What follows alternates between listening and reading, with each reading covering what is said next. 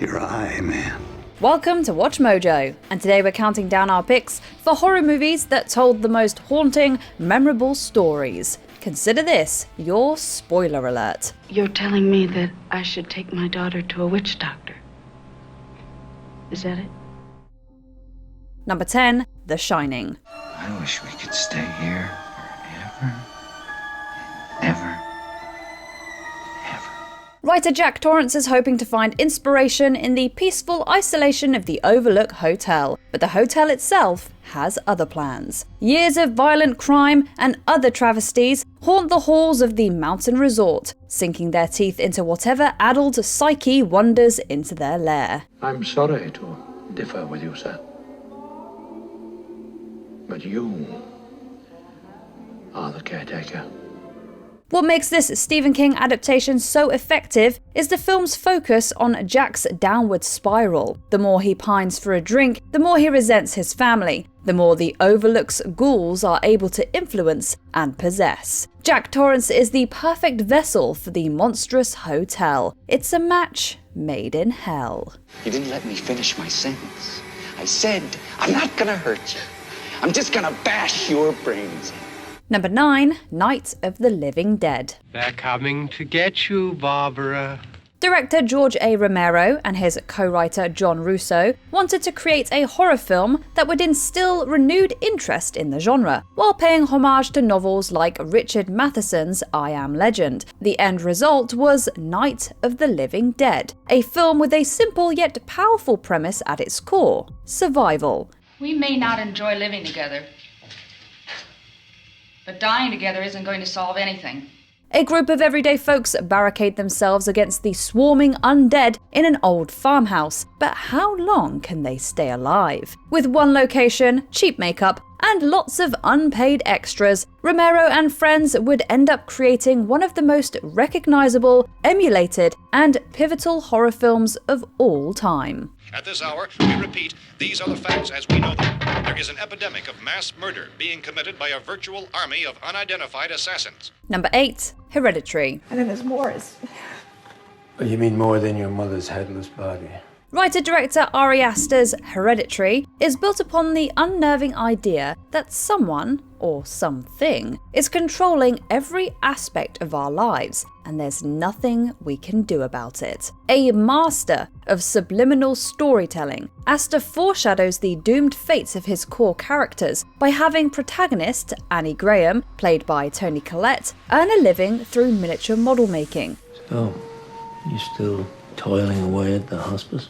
Just as Annie looms over the meticulously carved figurines in her dollhouse, a demonic cult, at one time led by Annie's deceased mother, puppeteers every facet of Annie's life, along with the lives of her children. It just goes to show, you can never trust Grandma. I never wanted to be your mother.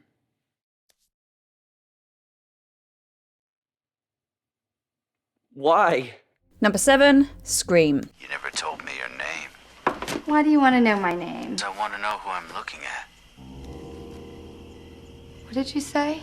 Wes Craven's Scream is a horror film that satirizes the horror genre as a whole, and the results are ghoulishly good. When a masked murderer descends upon the small town of Woodsboro, the local high school students start dropping like flies. Why would they ask you if you like to hurt? Because their bodies were gutted.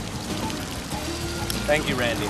But, as it turns out, the elusive slasher seems to be taking sadistic inspiration from classic genre films like Halloween and Friday the 13th. Horror movies had poked fun at themselves before, but Scream goes all in on the meta-commentary. There's even a scene where one of the characters gives his peers a crash course on how to survive a horror film. Never, ever, ever, under any circumstances say, I'll be right back. Number 6, The Thing. I don't know what the hell's in there, but it's weird and pissed off, whatever it is. What could be worse than being stranded for months in the Antarctic cold? Try adding a hungry, centuries-old extraterrestrial. A remake of the 1951 film, The Thing from Another World, John Carpenter's film doubles down on the single-location paranoia that only Antarctica could induce. And Clark was human, huh?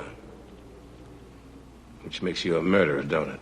When an unassuming sled dog is taken in by an Arctic research team, no one knows there's an alien living inside the dog. until it's too late. As the alien passes from one human host to another, the survivors have nowhere to flee to, and fewer colleagues to trust. The Thing is brilliantly unsettling and very claustrophobic, and it's why we keep rewatching it. You're gonna have to sleep sometime, McCready.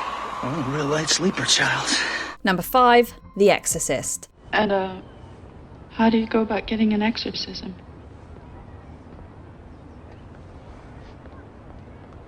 I beg your pardon?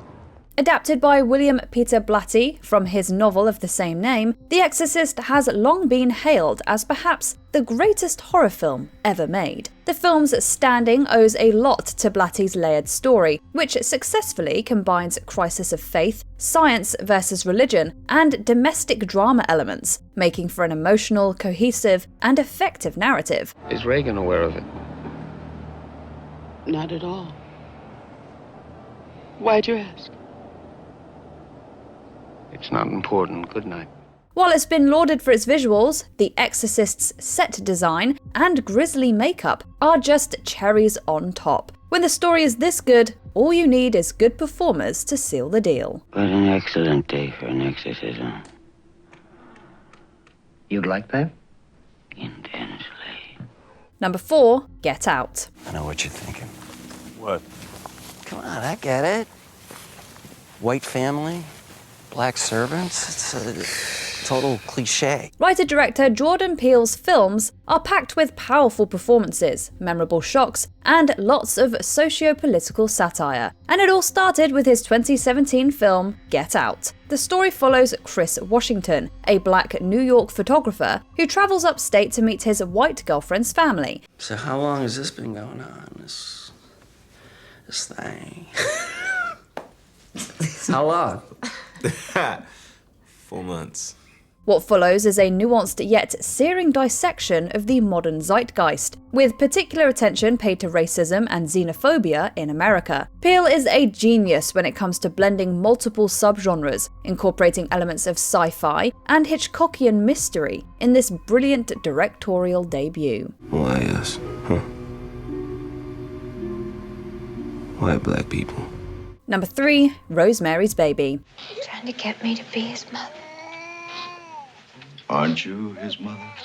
In Rosemary's Baby, Mia Farrow plays the titular mother-to-be. Living in Manhattan with her husband, played by John Cassavetes, Rosemary starts to believe her neighbours, spouse, and doctor are part of a satanic coven, using her to birth the Antichrist. What have you done to it?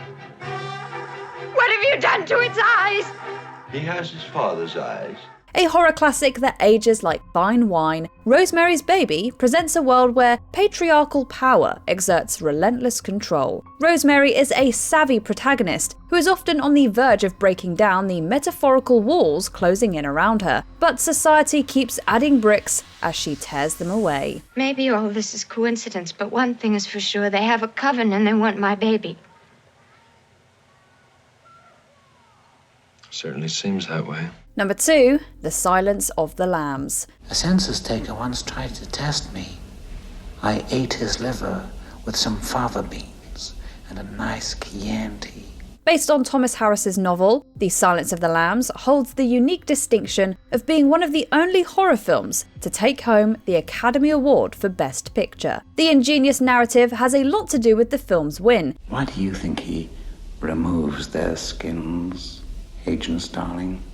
Throw me with your acumen. To track down a serial killer, FBI agent Clarice Starling, played by Jodie Foster, must rely on the mad genius of another, the infamous Hannibal Lecter, brought to life in an iconic performance by Anthony Hopkins. These same conversations with Lecter allow him to zero in on Clarice's fears and motivations, in a dark exploration on what makes us all tick. Do you think if you save poor Catherine, you could make them stop, don't you? You think if Catherine lives, you won't wake up in the dark ever again to that awful screaming of the lambs. Before we continue, be sure to subscribe to our channel and ring the bell to get notified about our latest videos. You have the option to be notified for occasional videos or all of them. If you're on your phone, make sure you go into your settings and switch on notifications. Number 1. Psycho. She just goes a little mad sometimes. Alfred Hitchcock's 1960 film Psycho is one of the most revered horror films of all time. On top of its excellent acting, camera work, and score, the plot of the movie is just as responsible for cementing this adaptation of Robert Bloch's novel into the annals of cinema shock. As the audience, we become acquainted with Marion Crane, played by Janet Leigh, only to have the character killed off in the first hour of the movie. Yes, miss? I'm Marion's sister. Sure, Lila. Is Marion here? Of course not. The story then branches off into the investigation of Crane's disappearance by her boyfriend and sister, bringing them into contact with the villainous Norman Bates. Unless you read the book beforehand, Marion's death comes as a total surprise. She arrived rather late one night, and she went straight to sleep and left early the next morning. Well, how early? Oh, very early. Do these brilliant horror movie plots scare you as much as they do us? Let us know down in the comments. That was an especially nice touch, Clarice. Yours? Did you enjoy this video? Check out these other clips from WatchMojo, and be sure to subscribe and ring the bell to be notified about our latest videos.